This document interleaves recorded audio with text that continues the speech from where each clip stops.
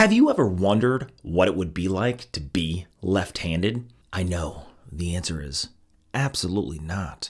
But for those few that are left-handed, are poor, help me, I'm poor, and love to travel, do I have a left-handed GMT for you that's not going to break the bank or take too much coin out of the pocket. Now, the one we're talking about today is only 140 bucks on AliExpress. I'm sure you saw it in the thumbnail. One of the things this GMT watch has that most GMT watches don't have is 200 meters of water resistance. Bonus. Which even the luxury brand alternative that this is an alternative to doesn't even offer that. Now, that luxury alternative that this is a direct homage of is nicknamed the Sprite, and this one we're going to call Sierra Mist. Now, today we're talking about the Cadisen Sierra Mist GMT Diver.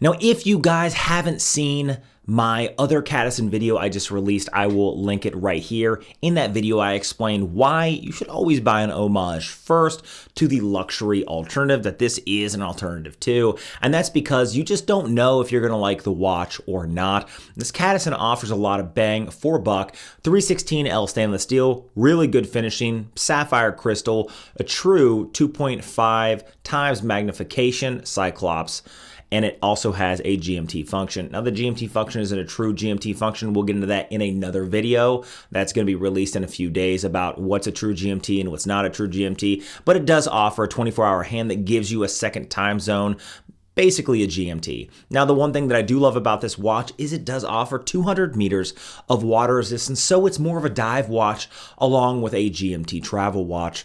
Anybody who understands GMT, Greenwich Mean Time, it's for those traveling pilots in the air, not necessarily under the water. So it's nice that Cadisen has given you a watch that you could wear in any type of environment, land, air, or sea.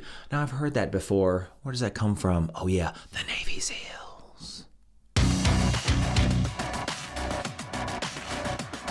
All that being said, let's just go ahead and hop right into this review. Now, the left-handed watch, everybody knows, is just the movement turn from the 3 o'clock to the 9 o'clock position, and we'll go over that in the functionality of this watch.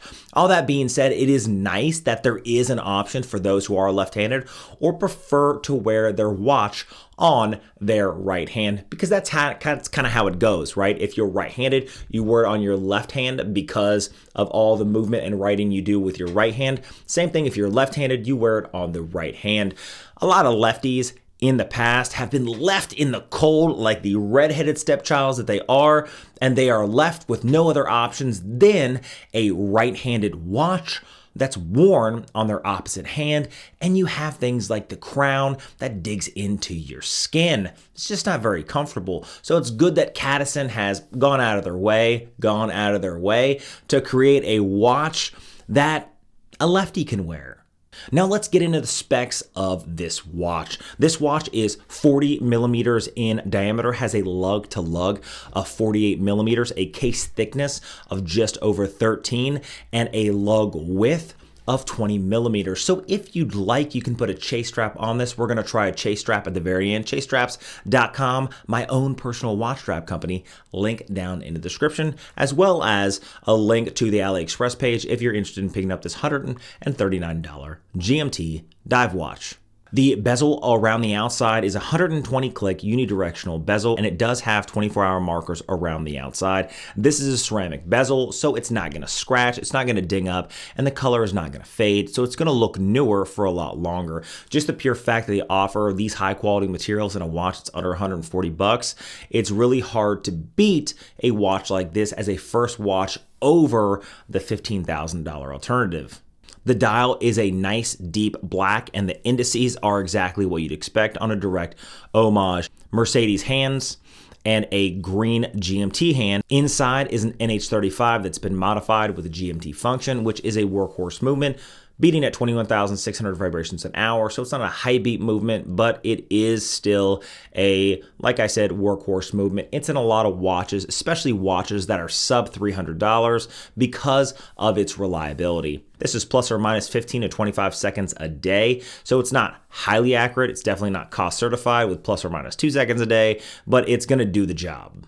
On top of that black dial is a sapphire crystal with AR coating on the underside, which is nice to see. And like I said in the beginning of the video, if you look over that date window at the 9 o'clock position, you can see that it is a proper 2.5 times magnification, so that date just flies right out at you. A lot of cheaper alternative watches tend to get that magnification wrong and use either 1.5 or 2, and it's just not as good as the 2.5 that just fills up the Cyclops like this one does. The case has hard lines as you'd expect it to have on a watch of this style, and it has brush on the top, high polish on the sides, and you can see that the crown is nicely knurled, has a lot of grip, and it has the Cadisen logo right there on the top.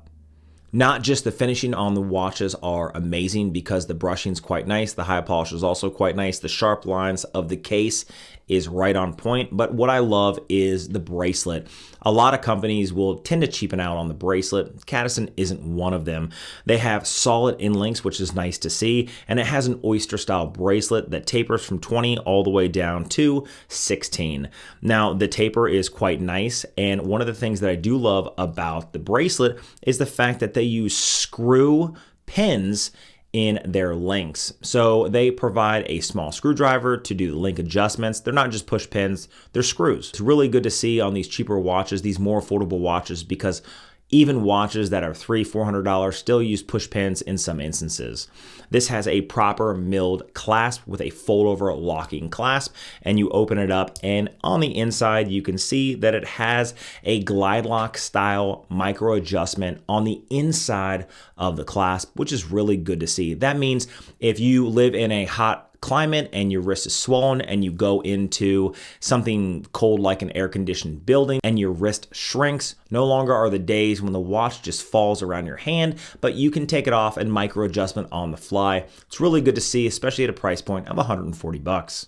The back of the case is sterile, doesn't really offer anything there, so let's talk about the movement inside. Now, I said before that the movement has just been turned from the 3 o'clock position all the way to the 9 o'clock position and rotated, so it's not a new movement. When you unscrew the crown, you're unscrewing the crown opposite of a normal watch on the left-handed side. Pull the crown out once and you can cycle through the date quite nicely, rotating up and then rotating back. You can go through the GMT hand and move it about the dial. This is not a true GMT function.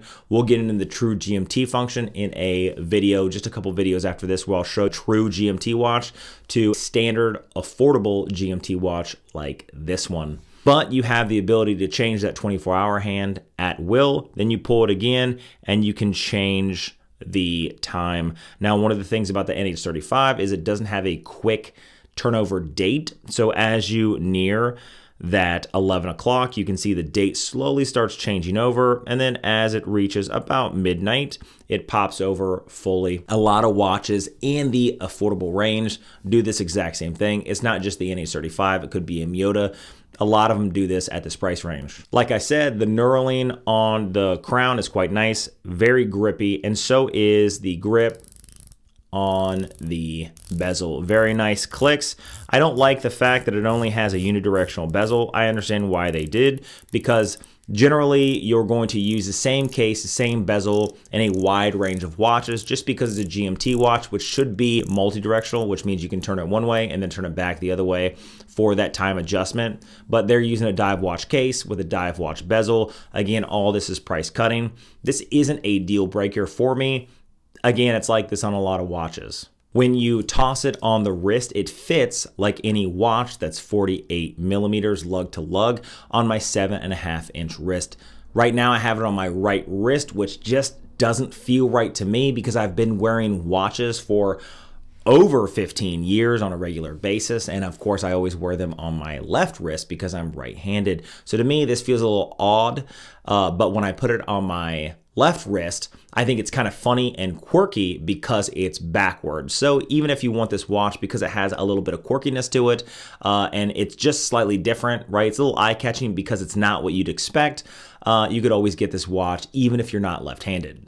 Now to wrap up the video, overall, for $140, you're getting a lot for your $140. The case finishing is pretty good. The hard lines are great.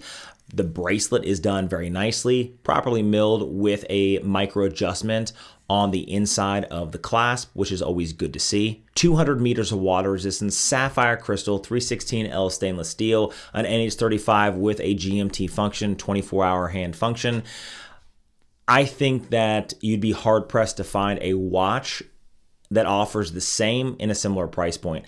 This watch weighs in at 160 grams and it feels very solid, like it's not gonna break. It's not a cheap watch that's going to break, that's only gonna last you a year. This thing is gonna last you quite a while. Even if you just want an overall beater watch that you don't have to worry about, buying something like a Cadisen may fit that itch. Gives you the aesthetic without having to worry about breaking it. Now, I'm gonna go back to that homage thing. A lot of people don't like homages, but I'm telling you that if you buy something that is 80% what the original is, that will give you a feel on whether or not you should spend the 15 grand on the original, because I have myself had buyer's remorse after saving and saving and saving, purchasing a Tudor Black Bay, and then suddenly the honeymoon period wore off after about a month.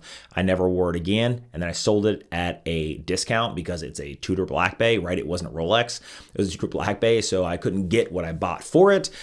And it was just an overall negative experience. That's why I started looking at homage watches so I could understand first what I'm getting, get a feel for it, almost like renting a luxury car without buying it and then finally buying it, because sometimes you sit behind the wheel and you have this great, wonderful feeling, and then 3 weeks later, you're like, I absolutely hate this car. Same thing with watches. Buy the affordable alternative first if you're looking at buying the luxury counterpart, and then buy the luxury counterpart. In no way am I saying don't buy the luxury part, but what I'm saying is do a test drive on this first, and then buy the luxury one if you still want one in the future. Now, what do you guys think about this video? Do you love it? Do you hate it? I'm Chase. This is All Things Random. Didn't mention it in the beginning, but I do mostly watch reviews, some random stuff sprinkled in between. I'm going to be releasing a video every 1 to 3 days. Trying to do every day, that's really hard because I am a cop in the real world, so I do work a normal job, but I'm trying to release a video every single day, at least every 2 days. Make sure you guys hit that notification bell, hit that subscribe. It really means a lot to me, and I'll see you guys in the next one.